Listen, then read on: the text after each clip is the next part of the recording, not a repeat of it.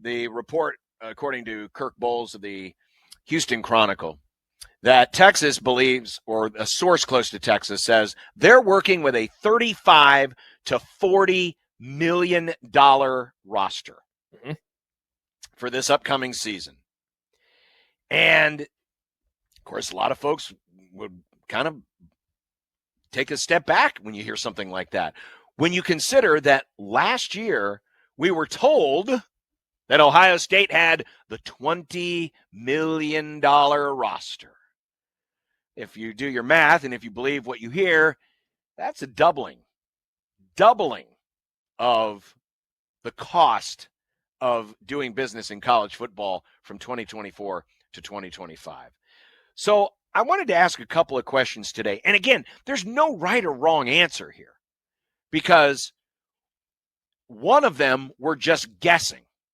And then the other question is we're just kind of in a world where we don't have a salary cap officially, where every contract comes with a wink and a nudge, and you don't know who to believe. You believe in the player side, you believe in the team side, you believe in the NIL collective. All of it is hearsay.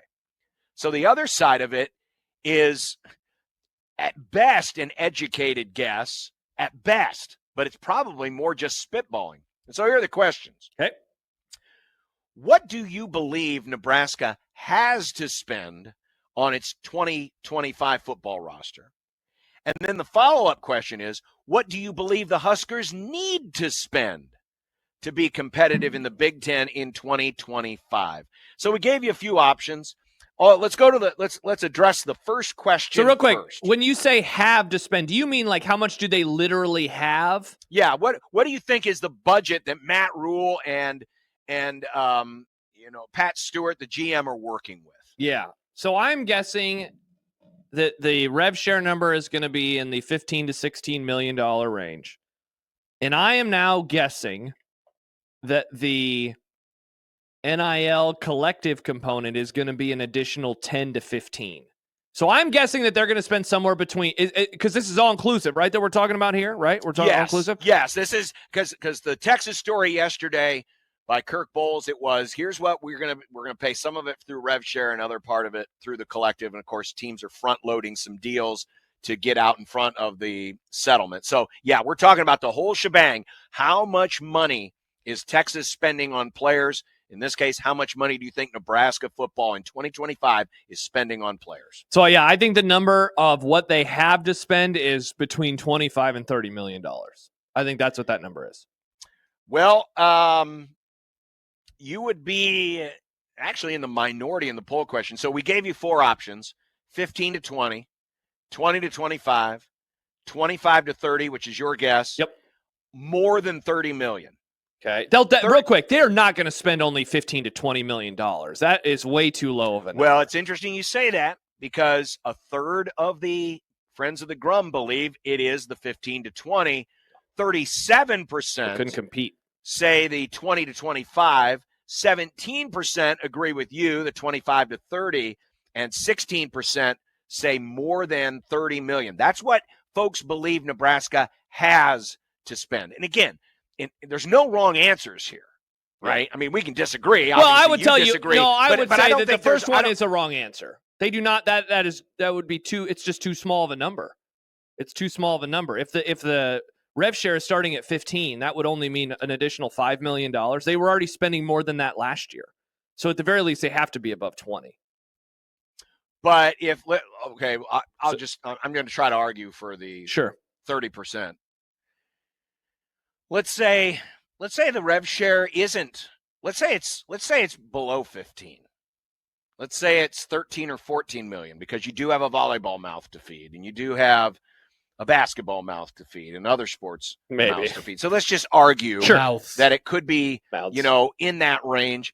And because a lot of the commentary, and again, all of this is hearsay, but a lot of the commentary is, well, 1890 is not as great as funded as you think. That's what some people would say. Mm-hmm. So that kick in, if that were less than $7 million, then maybe the 15 to 20. By the way, for the record, I agree with you.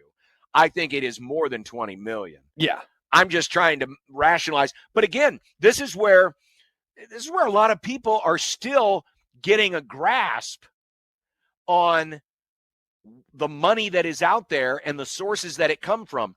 We talk, Josh, about this subject all the freaking time. We really do. Way too much, in my opinion, but we do. But it's important because this is how teams are building contenders. Mm-hmm. How did Greg McDermott, our guest earlier on, build that roster? He had money to work with. Everyone has to do it. So it is important because, we're talking essentially about a college football salary cap.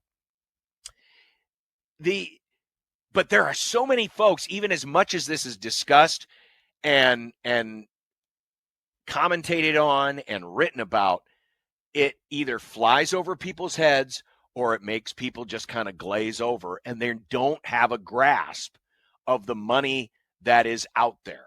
And again, I'm not blaming anybody out there if you don't have, because a lot of people don't have a clue. This is something that a lot of college fans are still getting a hold of. Only those of us who, dig into these subjects or are super connected really get into the nuts and bolts about the money that is out there. And so, a lot of times when people aren't familiar with the money, they just throw out random numbers. So that would be my guess anyway as to where that 30% is coming from. It's just like, 15 million, that sounds like a lot. It must be that. By the way, so that was the response to the first question. Okay. Here's the second question. What do you believe the Huskers need to spend to be competitive in the Big Ten? Now, this is an opinion, right? Mm-hmm. This is more of an opinion. This is more of and you're basing it off of what you're hearing from other schools, whether it's a Texas like we talked about yesterday or others, the basketball programs that we talked about. So you're trying to baseline it off of, well, if that school's spending that much, then that means we need to have this much. Here were the options. I gave you at least 20 million, okay, at least 25 million, at least 30 million, or as much as Texas, the 35 to $40 million range. 34% said Nebraska needs to spend at least 25 million. 33% says at least 30 million. 18% say at least 20, and 15% believe Nebraska needs to spend as much as Texas. I guess the question I would ask, like a follow-up to your original question, is like, what level of play are we talking about here, right? Like, Texas is spending that much money. And the question as it was written was need to spend to be competitive in the Big Ten. I would say that the number can start with 25. I think at least 25 and you're feeling okay. I'm guessing if we're talking about actually wanting to compete, I mean, John, not to be too pedantic with this, but if you're talking about that, Nebraska would probably have to overpay for players because they have not been anywhere near those teams have been in years, right? Like they would have to reset the market.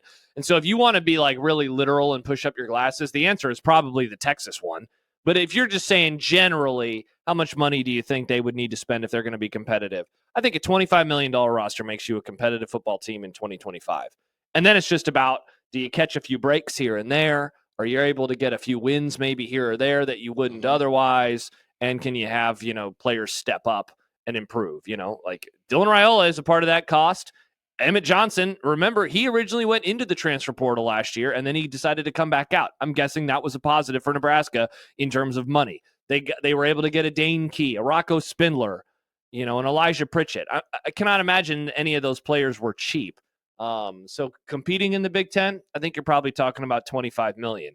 If you want to really compete though, because they're Nebraska and they have not been able to do so on the field in many years, it would probably have to be, $10 million higher. But I'm guessing that they're not going to do something like that. At least not yet. I'm looking at this from a few different angles here.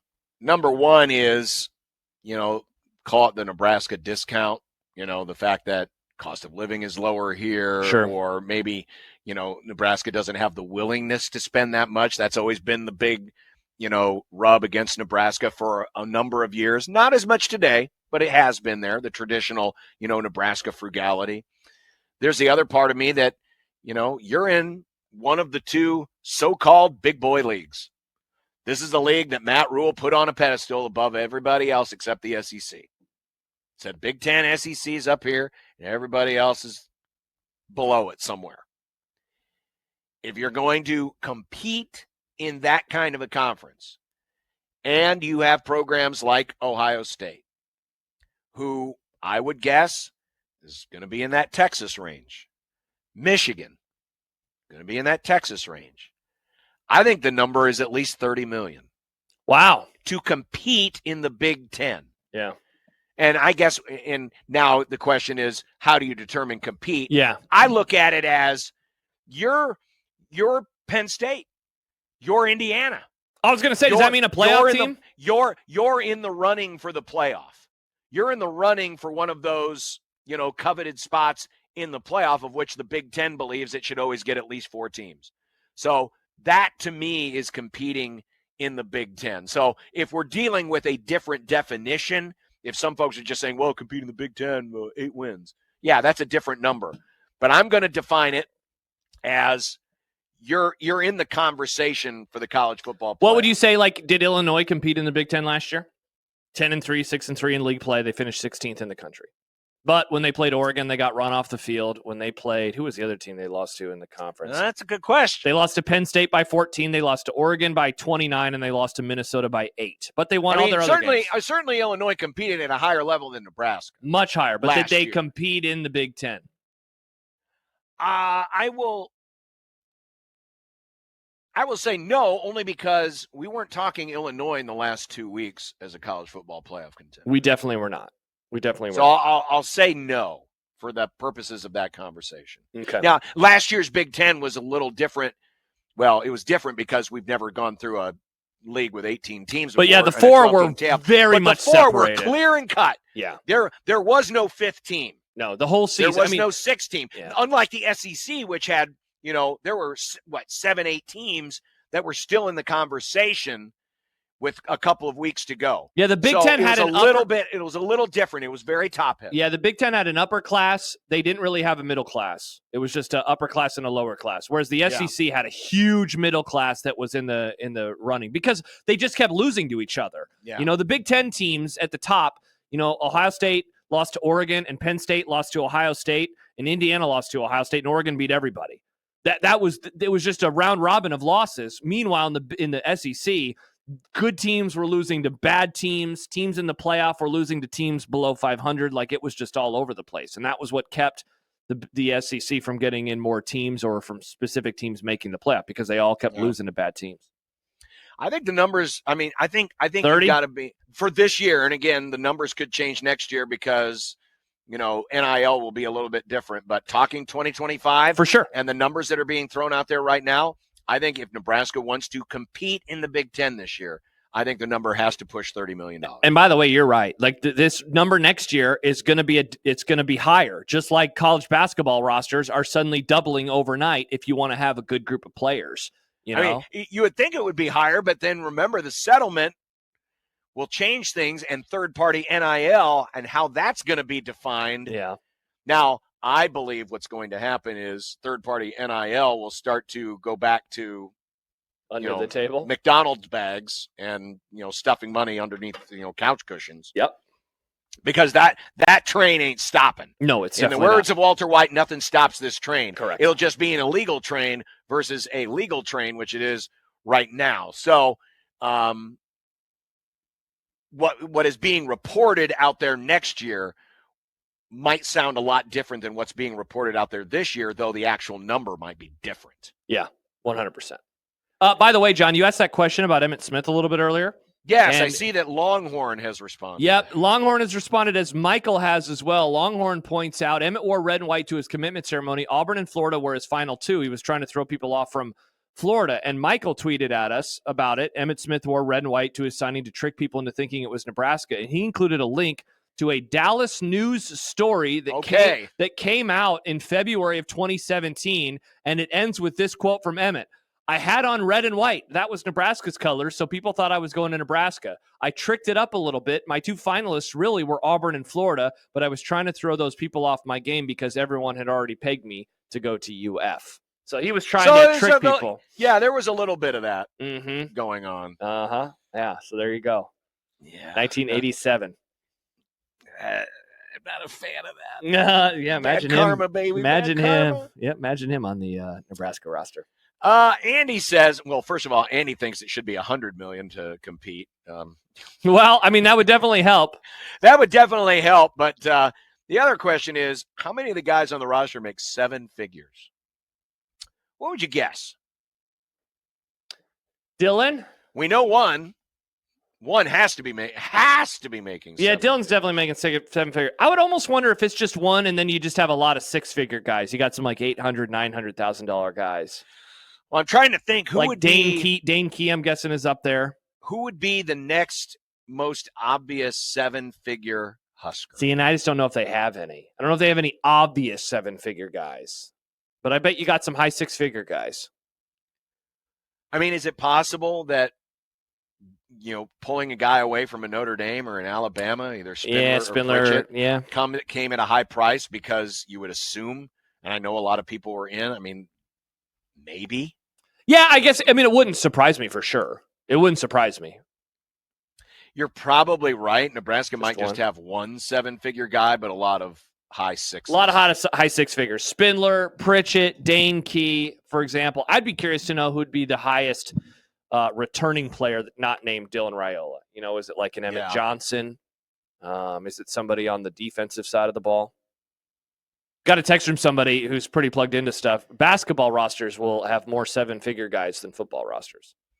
Well, yeah, because there's fewer guys. Mm-hmm. So fewer mouths to feed. If you've got, even if you have a $6 million budget, you could give three guys, maybe $1 million, and you still have half your budget left. Or heck, even give three guys $1.5 million, and you still have another $1.5 million to go. Now, yeah, I would not be surprised if there are basketball or programs that have both sports that have more seven-figure basketball guys than seven-figure football guys. Definitely. But a lot of that's just a numbers game. Yeah, for sure. It's just like NBA players on average make way more than football players do.